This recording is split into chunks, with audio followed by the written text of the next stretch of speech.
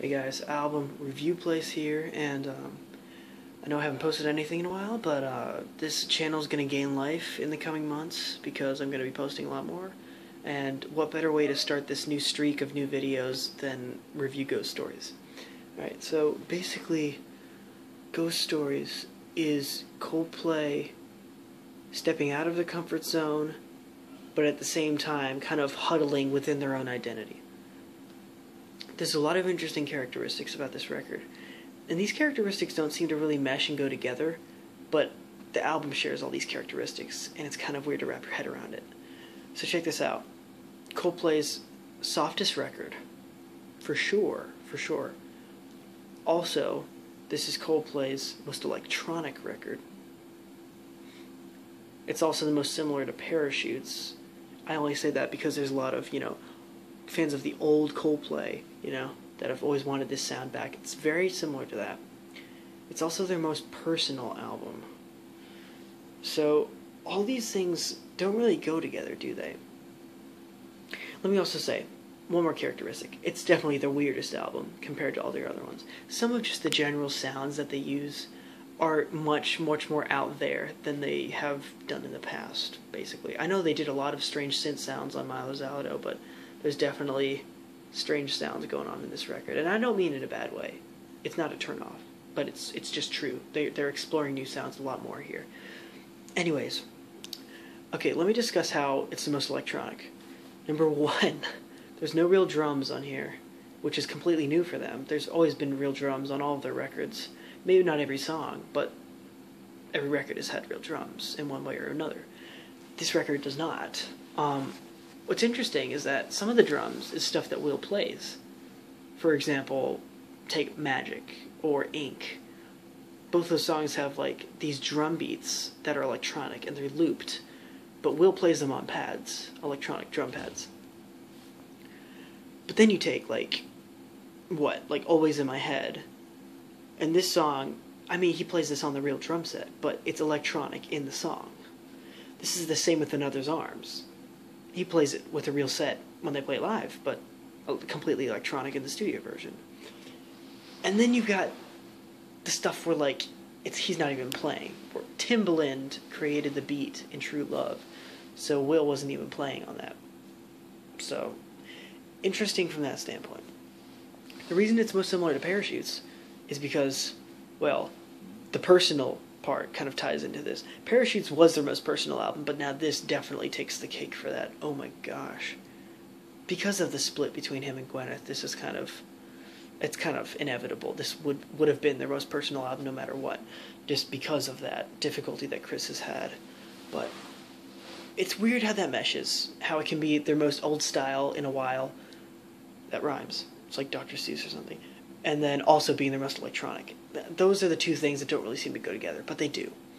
Okay, so basically, this album starts out in a very trance-like kind of, atmospheric, flowy vibe. You got the synths and Always in My Head.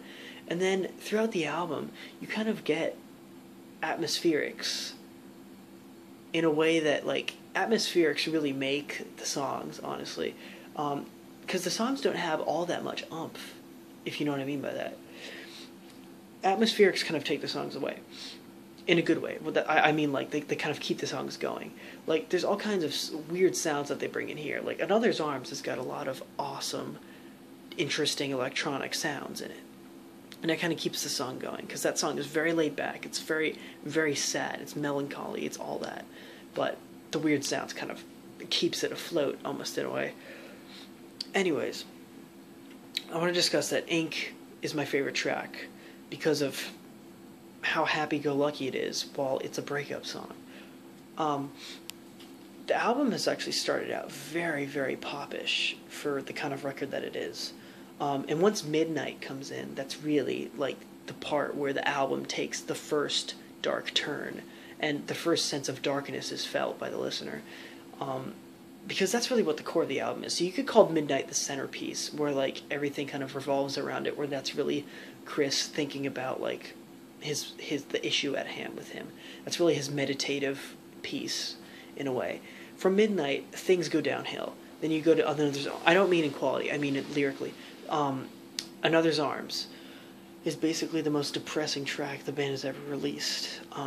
Just listen to those lyrics. Wow, he just lets it rip. He's just completely pouring his heart out, and you feel sorry for him, but at the same time you feel like you're invading his privacy.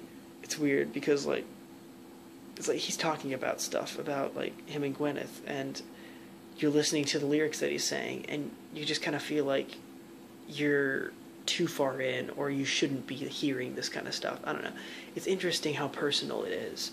It's so personal. It's ridiculous. But anyways, Another's Arms. That's definitely the emotional pits of the album. From there, it goes to Oceans, which is kind of like the like I'm gonna be okay. Everything's good. Life. This is what life is. And then A Sky Full of Stars is basically where he notices that he's fine, and then Oh kind of goes out on that feeling. But the theme of the album works well. But I want to say some of the sounds haven't matched the lyrics, especially in the song True Love. I have mixed feelings about that song. I love it, of course. It's a great song, but I have mixed feelings about it. It's a very strange song. And what the heck is with that guitar solo at the end? It sounds like a whale. Like, what is going on? I don't know.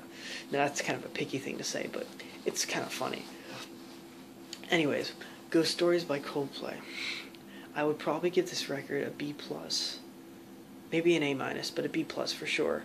That's how I'm going to rate albums from now on, by the way. I used to do percentage, but now I just feel like doing this. It's just so much easier for some reason. Percentage was way too hard to choose a score. But yeah, B+ for Ghost Stories. What do you guys think of it? I mean, what do you think of their most electronic, but also most laid-back, most personal, most similar to old-style Coldplay album in a while? Like, what do you think of it? Lots of stuff to digest here.